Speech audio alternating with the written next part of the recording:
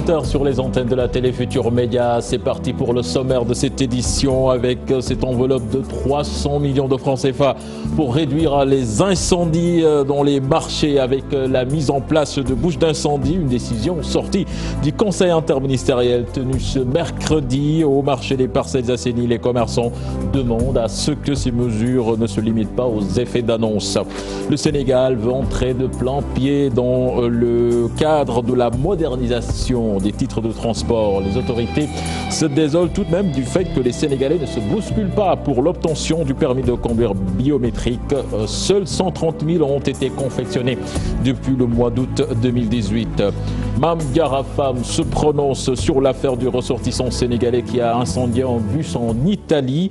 Le député de la diaspora soutient que l'acte d'Ousseynoussi va porter préjudice à la communauté sénégalaise basée en Italie. Et puis Génération Foot a inauguré son lycée d'enseignement général et professionnel du nom de Bernard Serin. C'était ce matin justement. Le président du FC Metz sera notre invité dans ce 20h en compagnie de Souleymane Niang. Voilà le sommaire de cette édition. En quelques instants, le développement.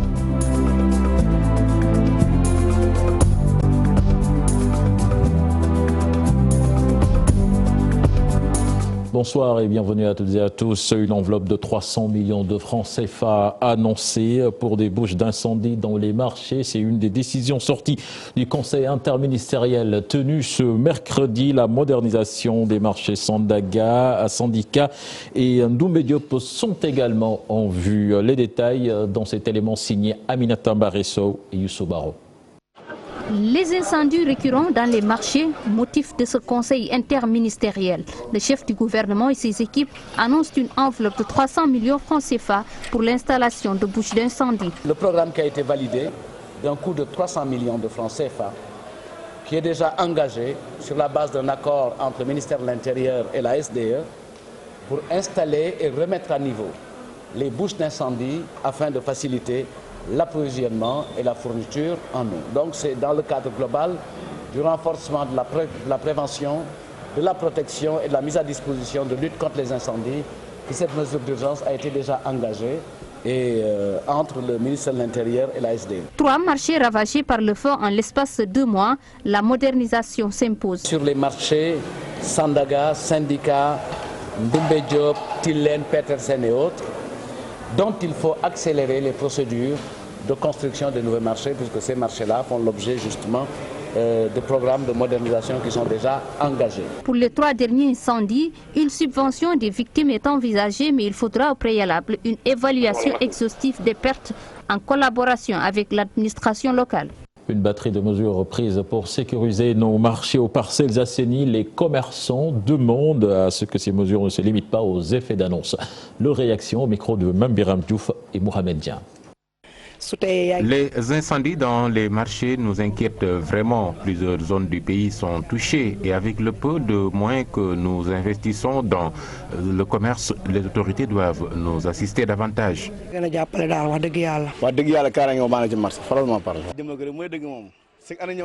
Appliquer les mesures, c'est ça qu'il faut.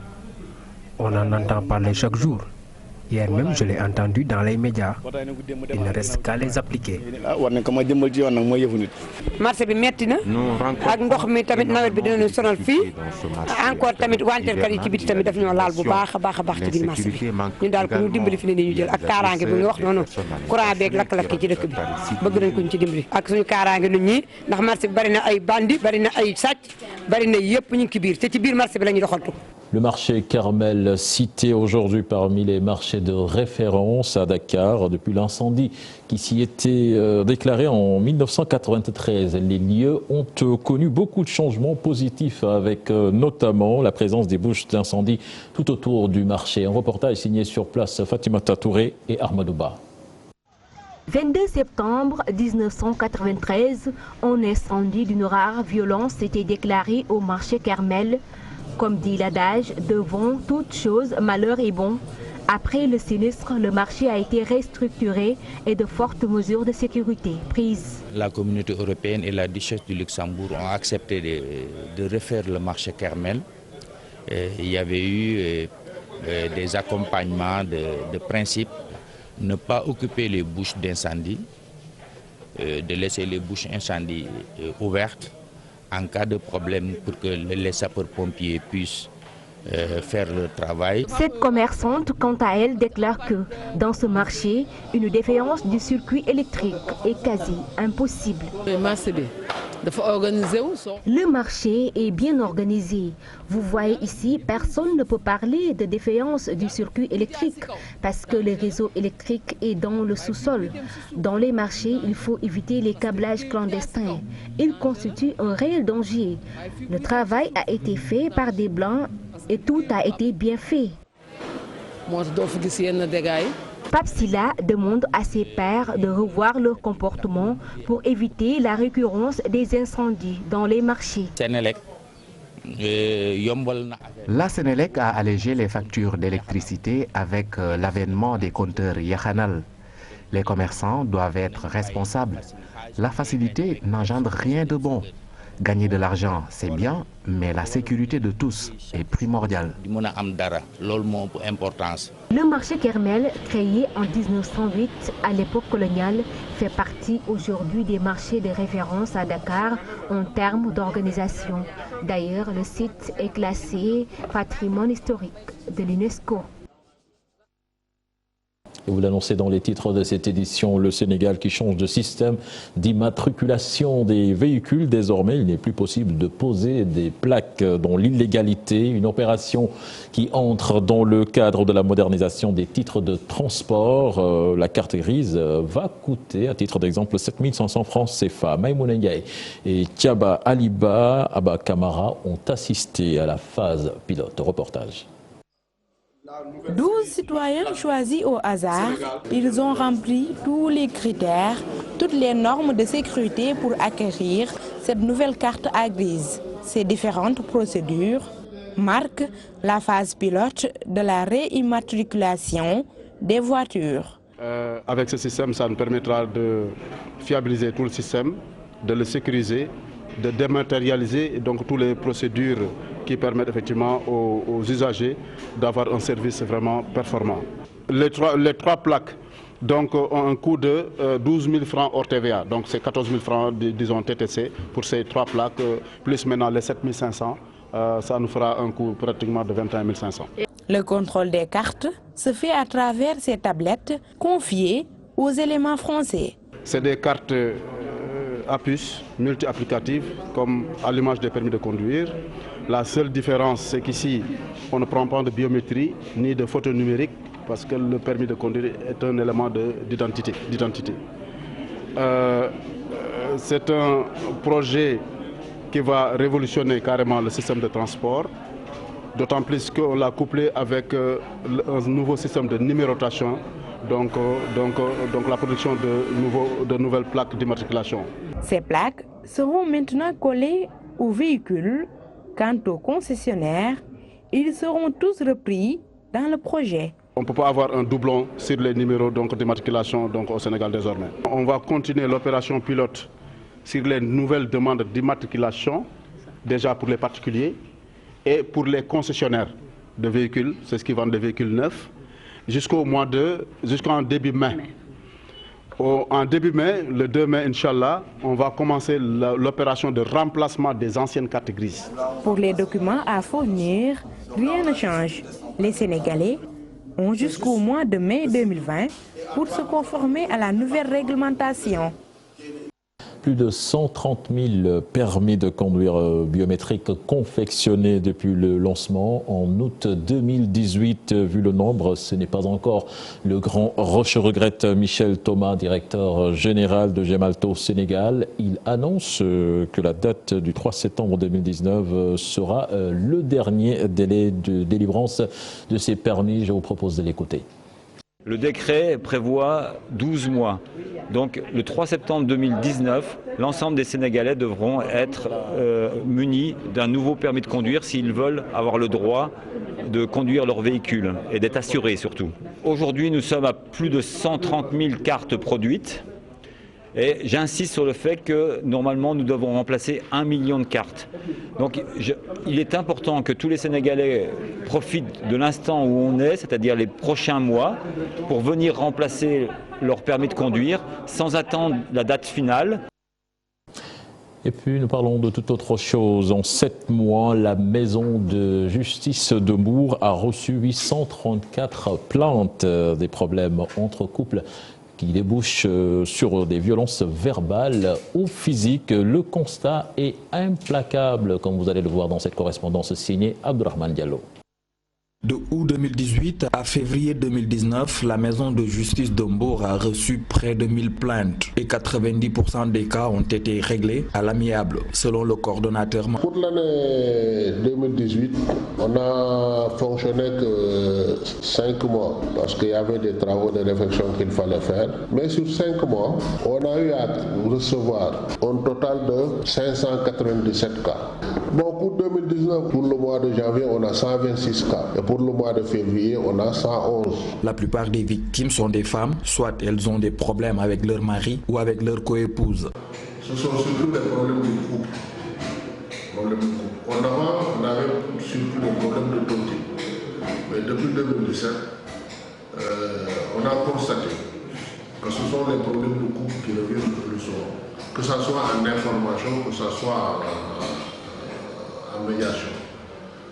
Et sur les problèmes de couple, c'est toujours des problèmes, c'est surtout des problèmes de violence. Des violences physiques, mais surtout des violences morales. Selon toujours le coordonnateur de la maison de justice de Mbour, leur structure permet de désengorger les tribunaux, mais aussi de résoudre les problèmes sans une condamnation pénale. L'information a fait les choux gras de la presse hier. Ce ressortissant sénégalais basé en Italie qui a mis le feu à un bus de transport d'élèves. L'homme en question est décrit comme une personne très effacée par le député de la diaspora Mame Diarra Fam. Selon elle, l'acte d'Ousseynoussi va porter préjudice à la communauté sénégalaise basée en Italie. Elle a rencontré notre reporter Mamadou Fall. Affaire du bus calciné en Italie par un Sénégalais, la députée de la diaspora livre sa version des faits. Selon Mame Diarra Fam, c'était la panique générale.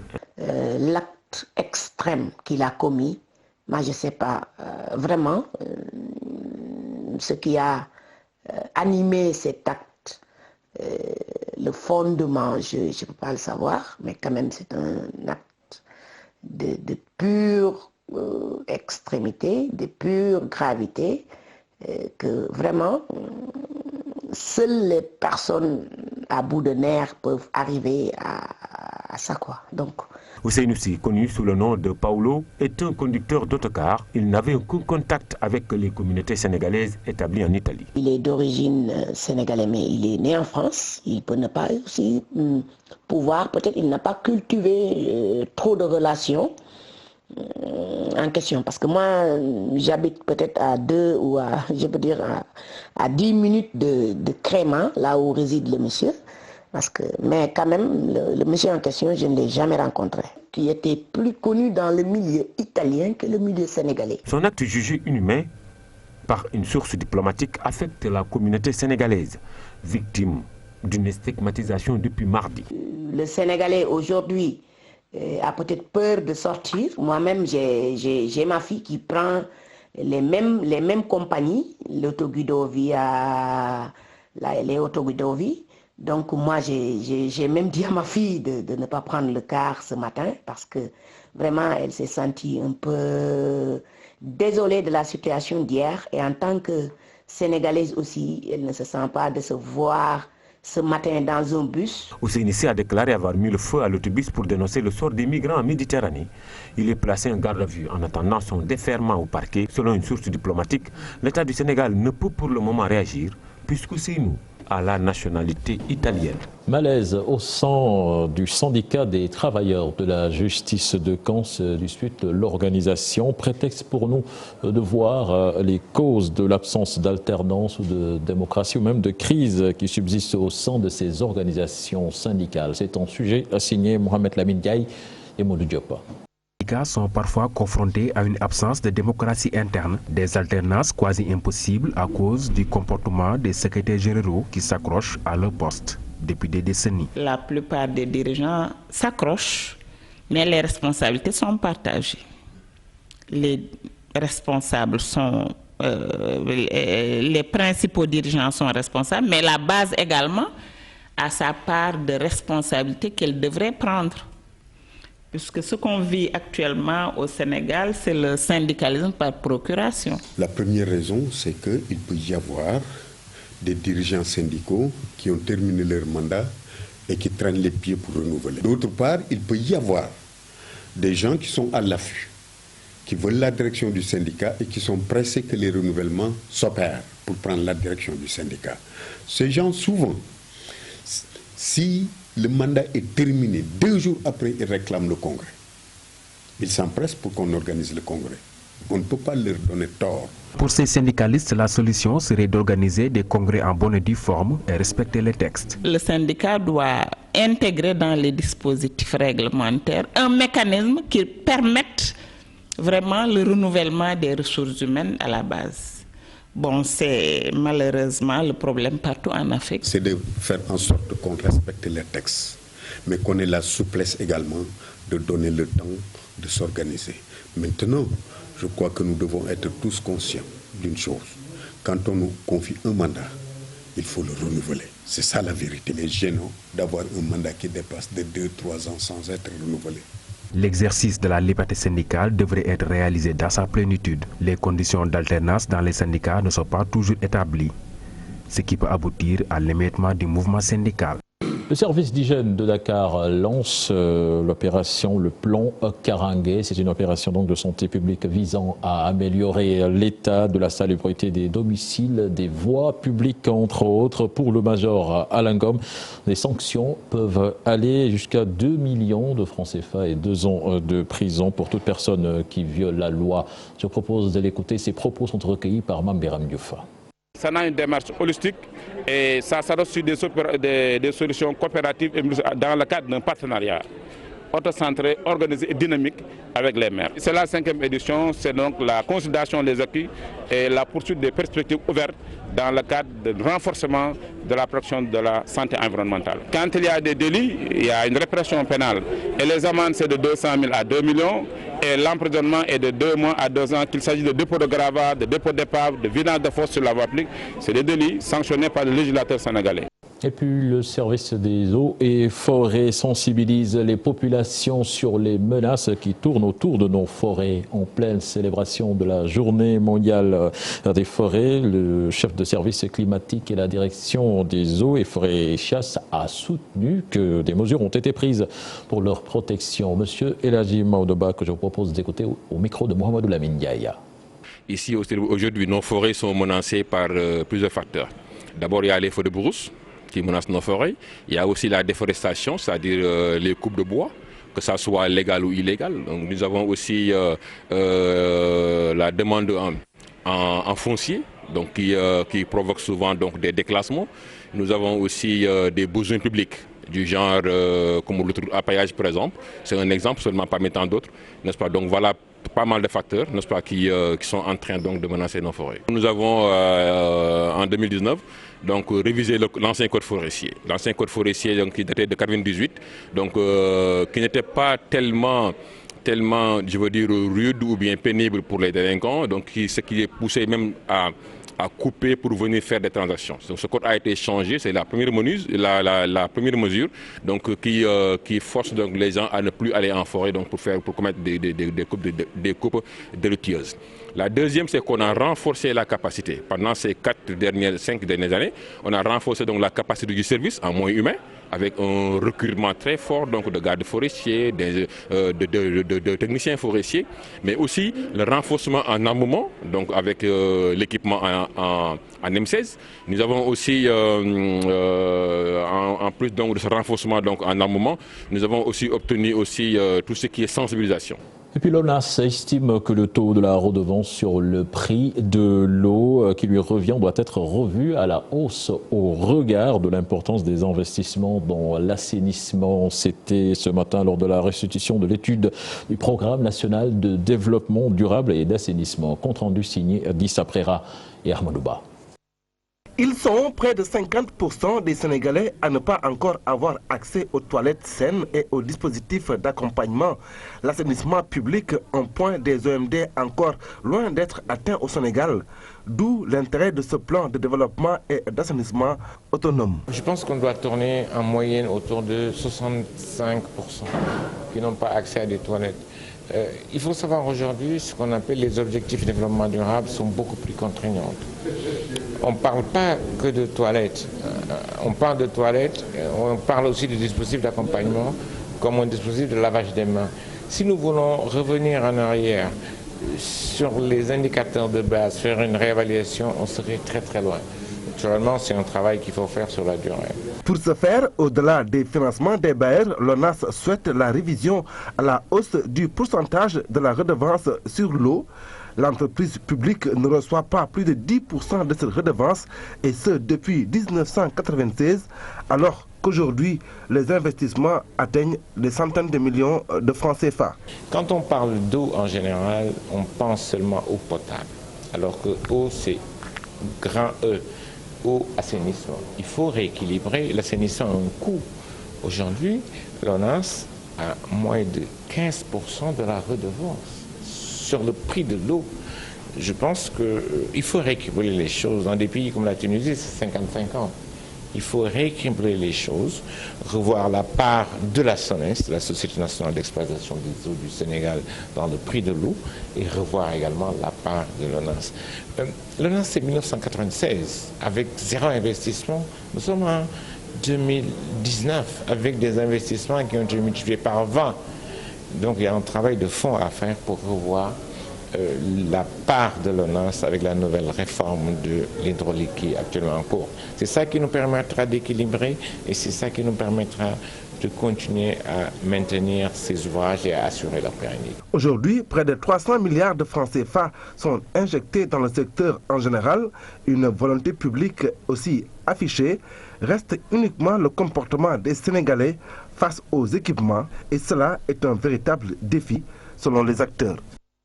Merci à vous, Dissa Préra. Je vous l'annonçais dans les titres. Notre invité, l'invité de ce 20h, il s'agit de Bernard Serin, le président du Football Club de Metz. Prétexte de sa venue au Sénégal, il s'agit de l'inauguration ce matin du lycée d'enseignement général de l'Académie Génération Foot. C'était en présence donc de Bernard Serin, président du FC Metz, de Youssou N'Dour, président d'honneur de Génération Foot, et du Premier ministre Mohamed Boun Abdallah Dionne, entre autres. Un établissement qui va permettre aux pensionnaires d'allier sport et études. Je vous propose de suivre les réactions du président Madi Touré, de Youssou N'Dour et du Premier ministre.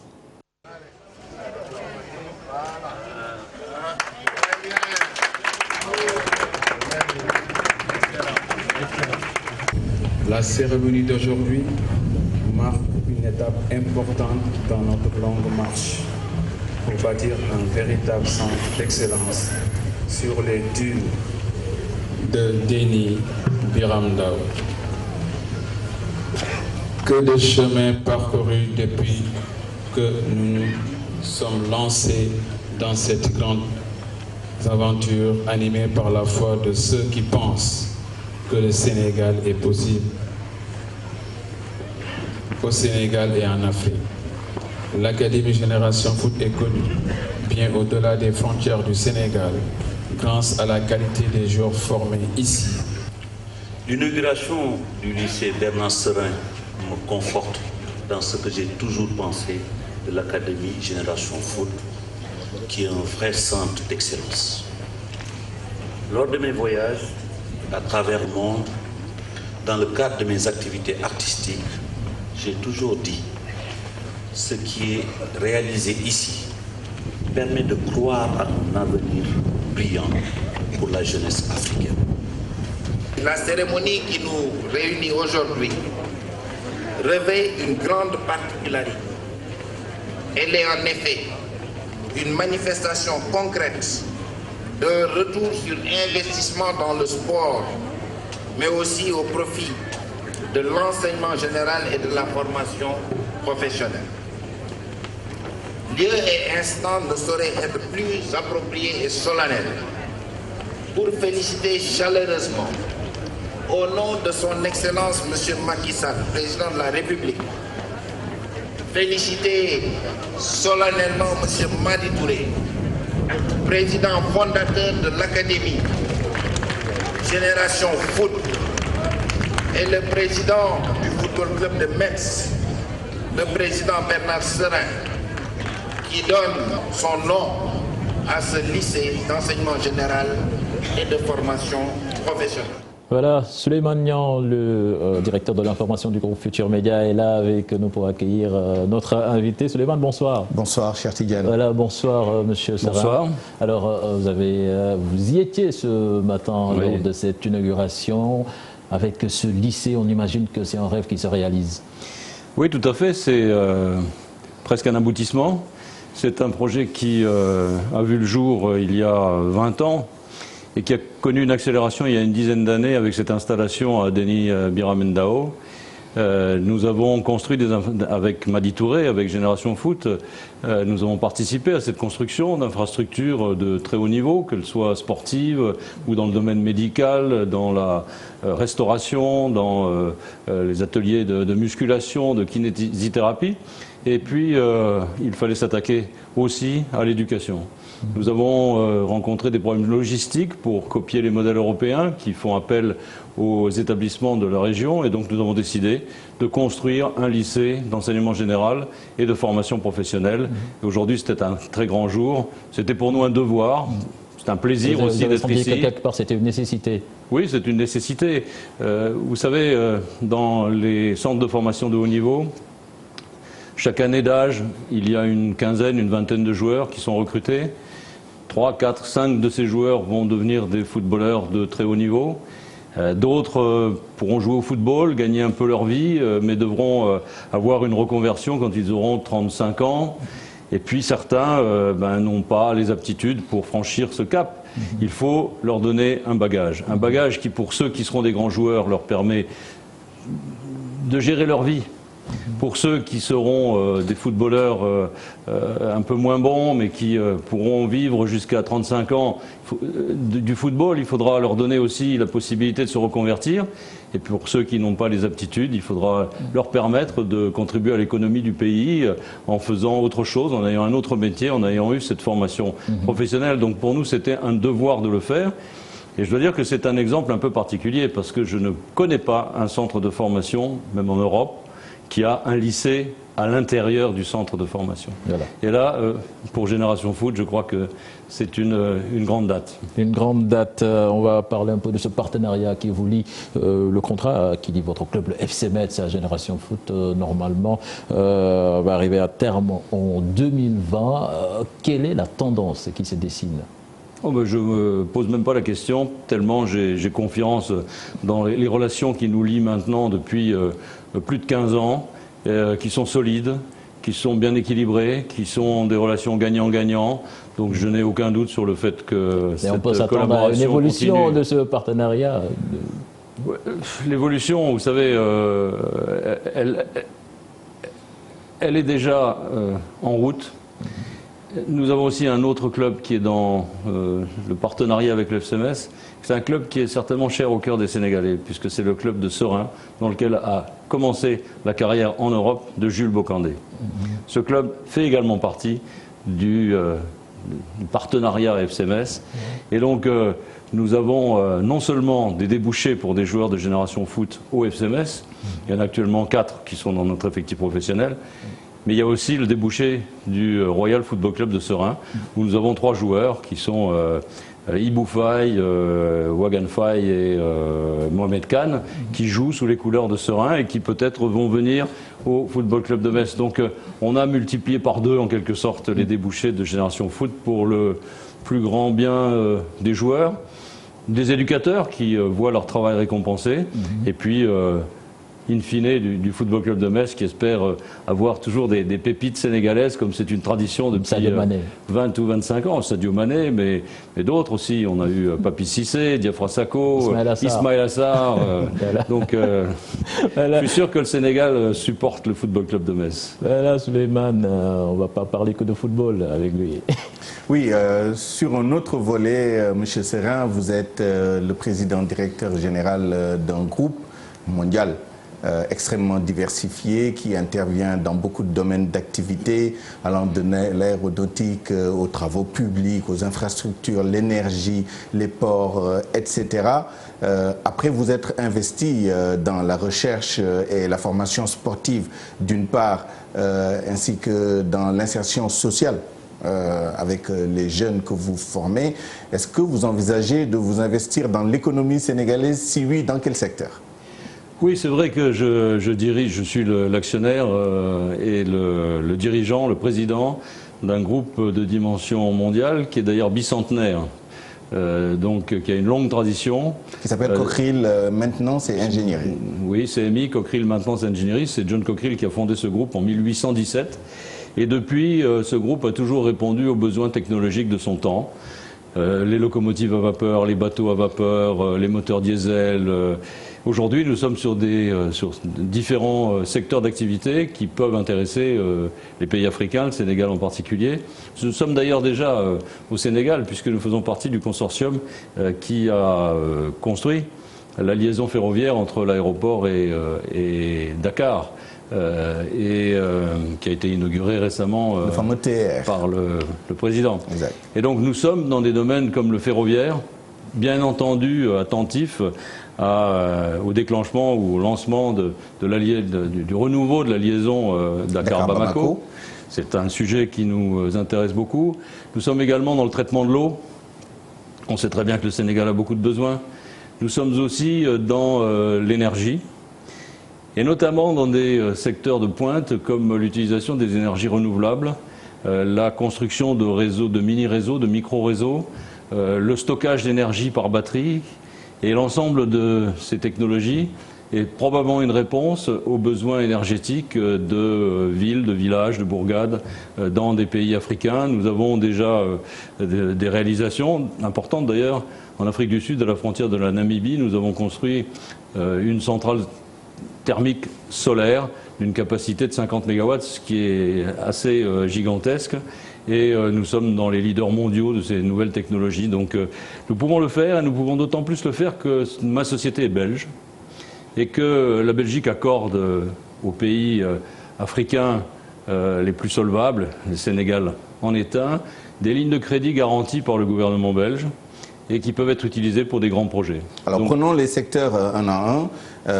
L'énergie, vous l'évoquiez tout à l'heure, qui est un secteur dans lequel le Sénégal a fait des progrès quand même assez significatifs avec le mix énergétique, mais aussi le début de la transition énergétique avec l'utilisation du solaire, etc. Quel apport entendez-vous amener dans un secteur qui est déjà occupé par ailleurs? Je vais prendre un exemple. Nous avons développé en Europe un prototype qui est le plus grand d'Europe, qui est un prototype de 2 MW pour montrer ce que l'on peut faire avec de l'énergie solaire, avec des batteries. Parce que pour éclairer les rues la nuit, ce n'est pas les panneaux photovoltaïques qui vont le faire. C'est parce que l'on aura stocké l'énergie dans des batteries et qu'on pourra la restituer la nuit. Et donc, pour cela, il faut également avoir une intelligence artificielle qui permet de réguler, de stocker quand il faut stocker, de déstocker quand il faut déstocker. Nous avons un prototype qui est le plus grand d'Europe. Et ce que je peux vous dire, que j'ai annoncé d'ailleurs cet après-midi lors de l'inauguration du lycée de l'Académie Génération Foot, c'est que nous allons construire à Deni Biram Ndao, sur le site de Génération Foot, un prototype africain de même nature. Nous avons déjà les panneaux photovoltaïques, nous allons compléter par les batteries et le système de monitoring, de pilotage intelligent. Alors parlons maintenant de l'infrastructure ferroviaire. Dakar-Bamako Ferroviaire, la société qui gère les 1287 km entre la capitale sénégalaise et Koulikoro au Mali. Le problème principal, c'est le financement structurant ainsi que la vétusté, la détérioration de l'infrastructure. Alors, sur le financement, vous avez évoqué tout à l'heure les lignes de crédit qu'offre le gouvernement belge notamment. Est-ce que vous avez prévu de vous investir vous-même? Est-ce que vous avez une solution autre que celles qui ont été proposées par d'autres sociétés qui ont échoué, il faut le dire, depuis 10-15 ans? Oui, je crois qu'il est totalement possible, et j'offre cette possibilité, de travailler avec le gouvernement belge pour inscrire le financement d'un tel projet dans les lignes de crédit, dans la ligne de crédit qui est ouverte aujourd'hui par le gouvernement belge. Nous avons fait des opérations de même nature au Congo, en Côte d'Ivoire. Et le Sénégal est un pays solvable qui aujourd'hui dispose en Belgique d'une ligne de crédit de l'ordre de 350-380 millions d'euros. C'est donc substantiel, c'est donc très important. Ça peut se prêter, cette ligne de crédit peut se prêter à des projets dans le ferroviaire. Le projet Dakar-Bamako est un projet qui nécessite beaucoup de moyens financiers, mais c'est à la mesure de la ligne de crédit qui est disponible en Belgique. Il faut évidemment travailler ce dossier, il faut convaincre, mais nous sommes tout prêts, mon entreprise est toute prête à collaborer. Est-ce que vous avez pris les premiers contacts avec des investisseurs, avec le gouvernement sénégalais? Oui, les premiers contacts ont été pris et nous allons continuer à travailler dans cette voie. Ah ben, très bien. Vous êtes aussi dans la pétrochimie, des projets dans ce domaine? Non, pas dans la pétrochimie réellement, nous sommes dans la maintenance, et dans la maintenance lourde, c'est-à-dire dans tous les secteurs où la mécanique et l'électricité de grande taille, de grande dimension sont présents. Donc les installations portuaires, les éoliennes, donc tout ce qui est lourd, nous sommes capables d'en assurer la maintenance. Nous sommes présents en Afrique, dans plusieurs pays, pas encore au Sénégal, mais... Une idée même approximative du montant et du calendrier d'un investissement éventuel? Oui, les investissements qui sont, à mon avis, les plus importants et rapides, en dehors d'une décision éminemment politique concernant le chemin de fer Dakar-Bamako, c'est la partie énergie. La partie énergie est à la taille d'un village, d'une bourgade, d'une agglomération, d'une ville. Et les financements pour ce genre de projet ne sont pas gigantesques. Par contre, c'est l'avenir. Je pense que c'est l'avenir de l'Afrique, parce que l'Afrique dispose du vent et du soleil. Le Sénégal, le vent, puisque c'est un pays côtier, le soleil. Et le vent et le soleil, c'est le pétrole de demain. Le Sénégal en dispose, les nouvelles technologies permettent de l'exploiter, et je pense que c'est une richesse, en même temps que sa population, sa jeunesse, c'est une des richesses du Sénégal pour le futur. Une dernière question, on vous verra très bientôt, on vous reverra très bientôt au Sénégal pour continuer la réflexion et les études dans ce domaine-là? Oui, bien sûr. Bien sûr, je viens régulièrement au Sénégal, pas assez souvent à mon goût, parce que c'est un pays que j'apprécie beaucoup. Et je compte bien, si nous avançons dans ces grands projets, rendre visite à nouveau à la capitale et rencontrer les décideurs sur ces différents sujets. Merci à vous, Bernard Serra. Voilà, merci Souleymane. Nous rappelons que Bernard Serra est le président du FC Metz, justement, le FC Metz tout proche de retrouver la Ligue 1 française. Quand même, à un moment donné, il faut arrêter de faire l'ascenseur. Oui, bien sûr. On voudrait la retrouver, on n'est pas loin de la retrouver. À 9 matchs de la fin, on a 11 points d'avance, un goal average très favorable. Donc on y est presque. Et si on y arrive, il faut que ça dure. Il faut qu'on reste en Ligue 1 durablement. Sont sénégalais. Oui, bien sûr. Ibrahima Niane et Diallo. Habib Diallo, Ibrahima Niane sont les deux meilleurs buteurs du club. Ils nous apportent beaucoup cette saison. Nous sommes la deuxième attaque du championnat, mais on terminera, j'en suis sûr, avec eux deux en tête du classement des attaques. Et en plus, on rappellera également que le plus gros transfert de l'histoire du FC Metz, dans Sénégalais. C'était Ismaïla Assar. Voilà. Voilà. Merci Monsieur Serra, c'était un plaisir de vous recevoir dans cette édition. Merci à vous également Souleymane Niang. Prochain rendez-vous pour l'information, ce sera à 0h avec le tout en images. Excellente suite de programme en compagnie de la télé Futur Média. Au revoir.